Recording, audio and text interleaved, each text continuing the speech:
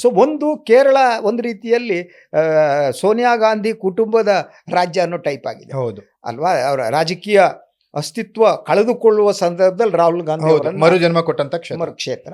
ಈಗ ಪ್ರಿಯಾಂಕಾ ಗಾಂಧಿ ಅವರಿಗೆ ಪ್ರಿಯಾಂಕಾ ವಾದ್ರಾ. ಸೊ ಅಲ್ಲಿ ನೋಡಿ ಜನ ಏನ್ ಹೇಳ್ತಾರೆ UDF ಬಗ್ಗೆ ಅಂತ. ಸೊ ನೋಡಿ 42.07% ಕಾಂಗ್ರೆಸ್ ಬಗ್ಗೆ ಎವರೇಜ್ ಅಂತಾರೆ. ಸೊ ಎವರೇಜ್ ಆಗಿದೆ ಕಾಂಗ್ರೆಸ್ ಅಂತ ಹೇಳ್ತಾರೆ.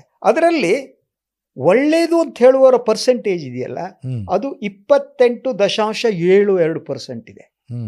ಕಾಂಗ್ರೆಸ್ ಒಳ್ಳೇದು ಅಂತ 2 ಸೇರಿ ಒಂದು 65-66 ಹೋಗ್ಬಿಡುತ್ತೆ. ಅಂದ್ರೆ 7.10% ಜನ ವೆರಿ ಗುಡ್ ಅಂತಾರೆ. ಓಹೋ, so very good, Congress is very good ಅಂತ. ಅಂದ್ರೆ ಅದು ಕೇರಳದ ಪೊಲಿಟಿಕಲ್ ಕಲ್ಚರ್. ಹೌದು. ಅಂದ್ರೆ ಈಗ ಕಾಂಗ್ರೆಸ್ಗೆ ಒಂಥರ ಇದು ಕೇರಳ ಅಂದ್ರೆ ಒಂಥರ ಫಿನಿಕ್ಸ್ ನಂಗೆ ಎದ್ದು ಬರಕ್ ಒಂದು ಅವಕಾಶ ಅನ್ನೋ ತರದ ಅವಕಾಶ. You are 100% correct sir. Congress ಎಲ್ಲಾ ಕಡೆ ಮುಳುಗ್ತಾ ಇರುವ ಕಾಂಗ್ರೆಸ್ಸಿಗೆ ಈಗೇನ್ ಚುನಾವಣೆ ನಡೆಯುತ್ತಲ್ಲ, ಅವ್ರಿಗೆ ಚಾನ್ಸಸ್ ಸ್ವಲ್ಪ ಮಟ್ಟಿಗೆ ಇರೋದು ಕೇರಳದಲ್ಲೇ.